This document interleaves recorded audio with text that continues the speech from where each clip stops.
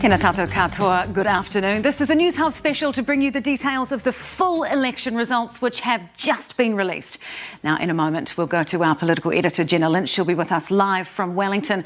But let's take a look at the party vote picture first. So these are the full results here, which include all of the special votes. That makes up about 20% of the entire vote. So it has changed the picture significantly. Now, since the preliminary count on election day, National has dropped 0.9%, taking their party vote to 38.1. Labour has held steady. They remain on 26.9. The Greens, they are the biggest winners on percentage points, picking up 0.8.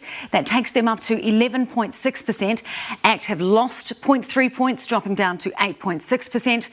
Te Pāti Māori has picked up 0.5 points, lifting their vote to 3.1%, and New Zealand First has held steady also there. Our political editor, Jenna Lynch, is with us now from Wellington. Jenna, National on this has lost 2 seats. The left has picked up 3. 4 electorates have flipped. What does it all mean for the makeup of the parliament? Yeah, it might seem like small shifts in those percentage numbers, but this dramatically changes the game. National and ACT no longer have the majority needed to form a government. National lost 2 seats, going down from 50 on election night to 48 now. Add ACT's 11 to that, you only get to 59, and victory is even further out of reach because Te Pāti Māori has flipped 2 electorate seats. It's taken Tamaki Makaurau and Te Tai Tokerau, and that has created an overhang in the parliament. The parliament gets bigger, 122 seats, therefore you need 62 to get a majority. They are 3 away from that, and so the return of the kingmaker. Winston Peters is no longer a nice to have, he is a must have for National and ACT to form a government. Jenna, this is fascinating. Christopher Luxon, before election day, talked about a coalition that included New Zealand First as well as ACT as being a worst-case scenario. So what can we now expect from the coalition talks? They need them.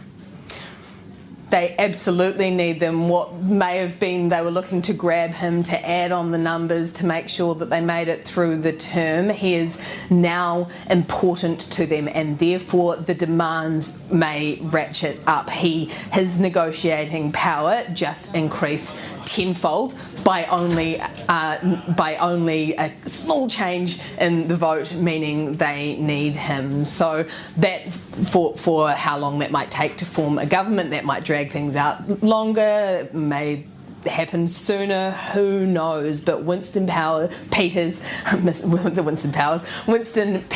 has now got the power again. So Christopher Luxon needs to get around that negotiating table and start thrashing out some agreements with both him and ACT. The other big story, of course, is Te Pāti Māori. They have taken 6 of the 7 Māori seats off the Labour Party, and almost an absolute clean sweep of the country. The only one they didn't manage to pick up was Meka Whaitiri, the Ikaroa Rāwhiti seat, the one that she jumped out of to try and run against Labour. She didn't end up winning, and that was the only one Te Pāti Māori didn't pick up. So an absolute blinder from them.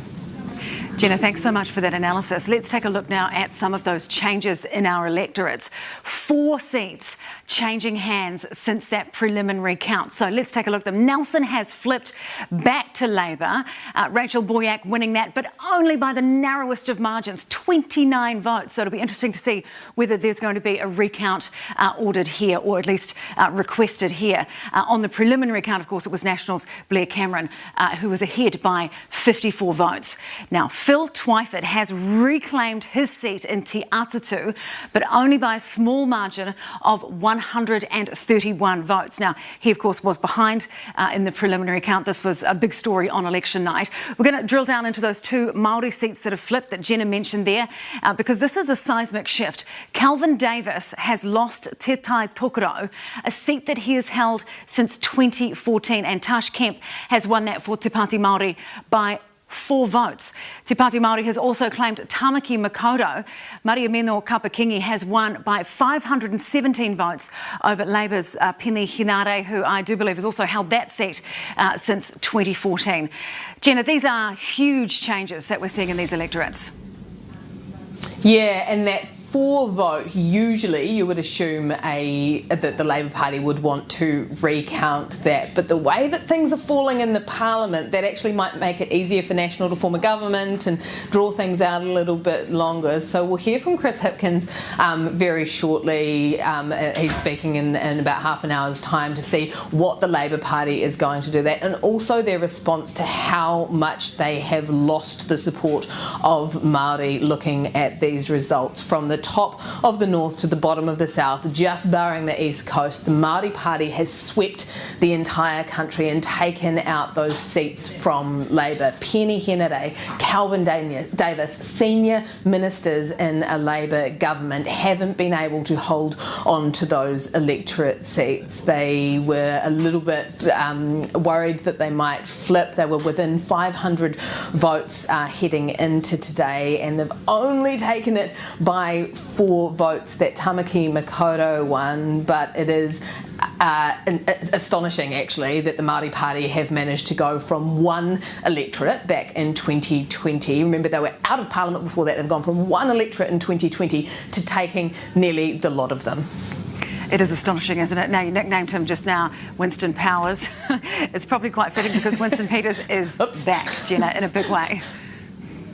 In a very, very big way. So the number of seats that he has hasn't changed, but the power of those seats has significantly changed. National lost 2 seats on the special vote. It is expected to pick up another seat when that Port Waikato by-election is held, and that will increase the Parliament again to 123 seats. Hopefully the Buildings team are on to adding a couple of extra seats into the House for that one. But because Winston Peters is now needed to form a government, needed in that negotiating at that negotiating table, his power is just beyond compare right now. He will be making demands like he couldn't before.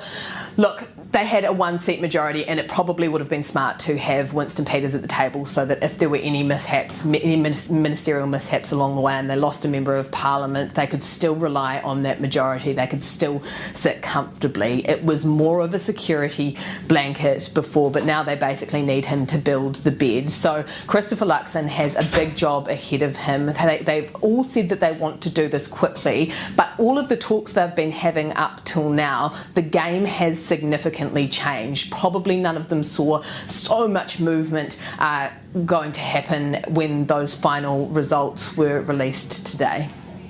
Jenna Lynch there, live from Wellington. Thank you so much for your thoughts and analysis there.